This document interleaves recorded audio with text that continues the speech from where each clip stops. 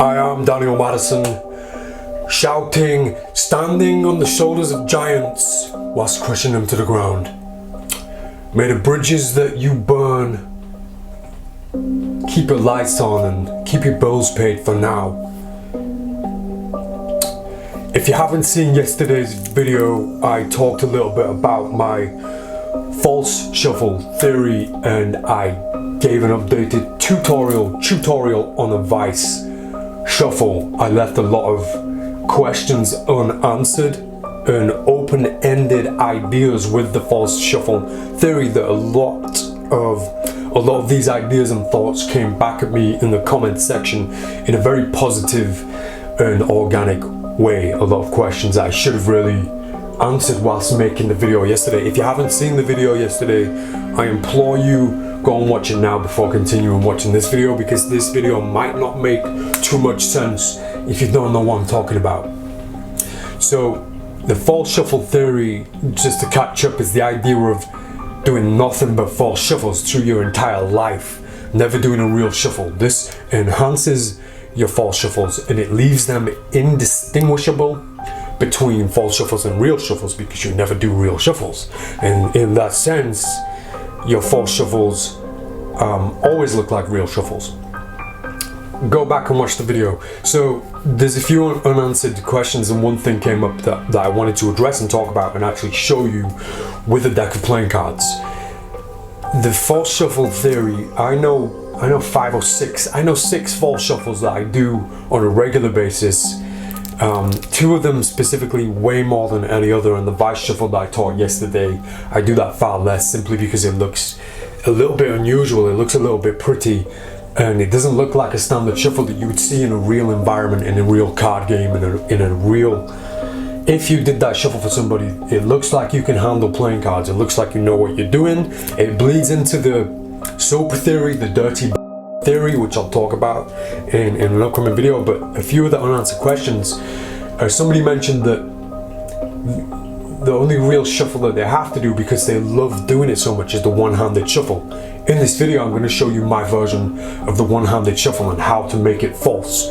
There's not a single shuffle that exists that doesn't have a false version, and I always lean towards and only ever do the false version of each shuffle. So I wanted to take this video to show you my single-handed shuffle, which is false. But more so than that, I wanted to answer a few questions. So the places that you're going to learn false shuffles, the places that I implore you to go, start with the ordinaries. There's a little tip in there about the overhand shuffle, a retained, a completely false overhand shuffle, which I'll teach in an upcoming video.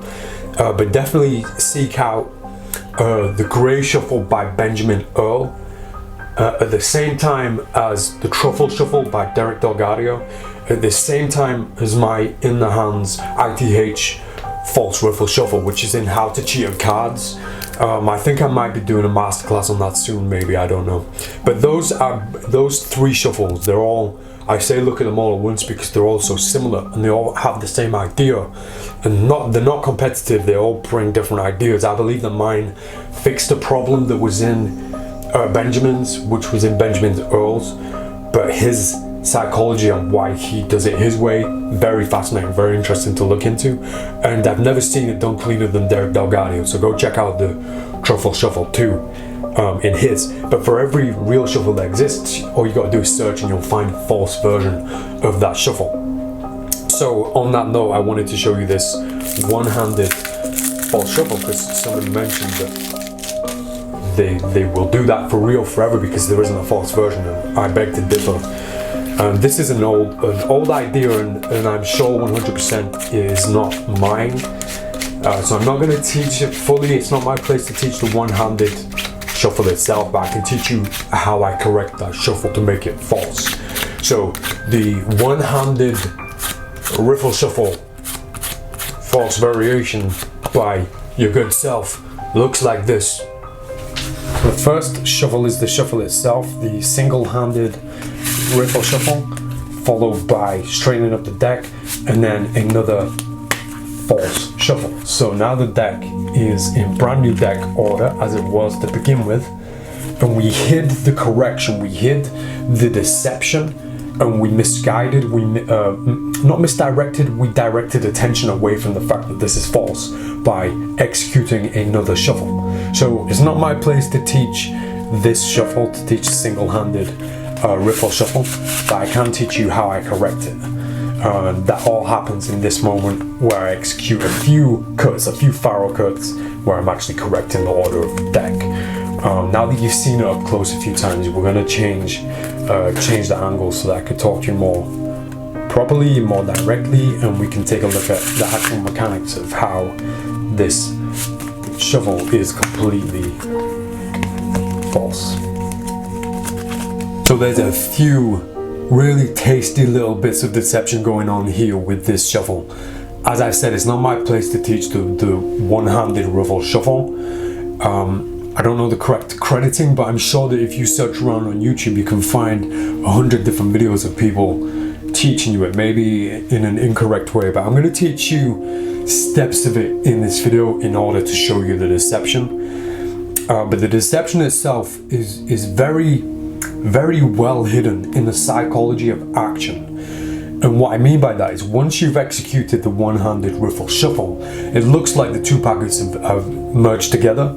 You're even straightening them up to make sure the deck's straight, and that gives this illusion that the packets have well and truly merged together and are now one. And then you wait a beat, and then you execute an overhand faro shuffle. Now this just looks like you're executing a second shuffle, so you shuffle twice.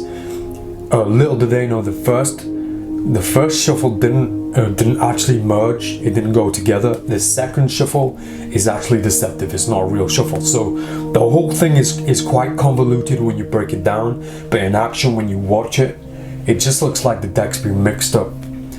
So I'm going to break it down and show you every step of it, and then hopefully this is easy to learn. I know the single-handed riffle shuffle isn't the easiest thing to learn, and I can't really teach it on this channel morally and for other reasons. And maybe if I do a bit more research and find out the people who are behind it and who I need to speak to, maybe I can teach it. But for now, let's look at the deceptive side of this shuffle.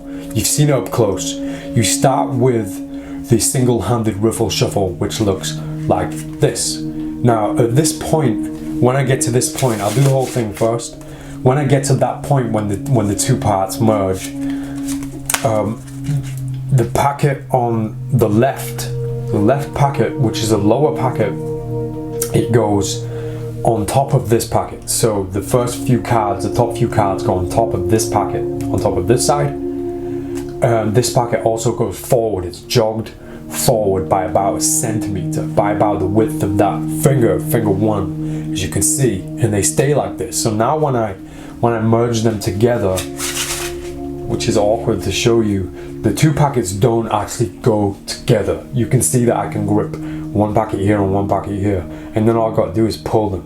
So now if I separate them, this is the bottom side, this is the top. All I need to do is put this back on top, and I've corrected the shuffle. Darren Brown actually executed something similar to this years and years ago on a special he did in a casino, but he did a fancy cut at the end, which I didn't really like. I don't want to make this fancy because it looks so legit.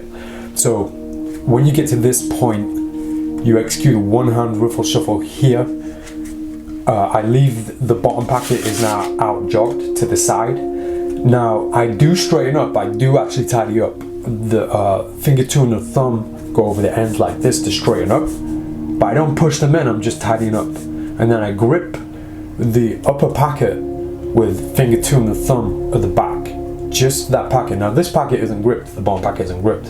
I grab it here and I slide them down a little bit to make it look like I'm straightening up once again. Meanwhile, finger one and the thumb of the left hand are gripping the lower packet. Now I pull them apart, drop the lower packet into this hand, and now I do a false faro shuffle with the bottom packet. So I grip here, pull the bottom packet away, or pull the top packet away from the bottom, let the bottom packet drop, and then throw this on top, like so. So to begin with, you have this thing that's naturally attentive. Like, you really have to pay attention when you see somebody split a deck of playing cards open like this with one hand. The attention is all on what's happening here. There's a level of kind of awe, amazement and astonishment, and then when they weave together and the riffle takes place, the general vision of this, the way that this is viewed by anybody, is a pretty thing. It's a nice and interesting thing, and it looks difficult. So you're already distracted from the beginning by this pretty thing that's just taken place. Now in this position, with it being one hand, with two decks of playing cards merging together in the fashion that they do, it looks like there's no possible way that I could have control over this. It just looks like they're falling together and pushing together, and they are being shuffled. There's no two ways about these two packets being shuffled together. Now the second part of this, you're looking head on. You're looking right head on to the front, so your depth perception is kind of distorted. If I do this to the side and show you the side, I reveal that there's actually that jog situation where the two packets don't actually merge together properly. So I need to make sure you're still looking at this part. Excuse me. Following this, when I come over and straighten up like this, which I am actually straightening up, if you tilt the deck slightly this way or slightly this way, again you create an optical illusion in the spaces here. As soon as I turn up like this or down like this, those shadows in there, that air between each playing card, between each gap, seems to just disappear. It's only for a moment, it's only for a few seconds, but still it's helpful towards the deception. So when I'm straightening up, I tilt a little bit. Now I come back and grab the ends here, straighten up on the sides with this hand and this hand, finger one over the top to cover up as much as I can of this end situation with one finger. Now the false cut that happens afterwards, the false faro cut, is dead simple. Pull away with the lower half, gets pulled into the hand, and it falls down.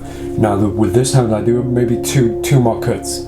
I hold on with the thumb and finger 2 at the front end here. I hold on here, and I pull the top half back with this hand. I pull back and down. Now this looks like the top packet is coming away. It looks like I'm pulling cutting from the top, fall, but I'm actually pulling the bottom, fall, and top. Each time it's going to look like I'm pulling from the top because of the way the hand's moving, because of the mannerism, because of the action. Once again, I'll do the whole thing a little bit slowly, and we'll follow all those points I just mentioned. So the break, the interweave, riffle, I straighten up, straighten to the side. Now at this point, if you feel a little bit of tension, which I just did, it's okay to do this, to break sideways. I don't always do that, you don't always have to do that, but it is helpful if you feel those packets aren't coming apart. So I pull one, we'll forget this card.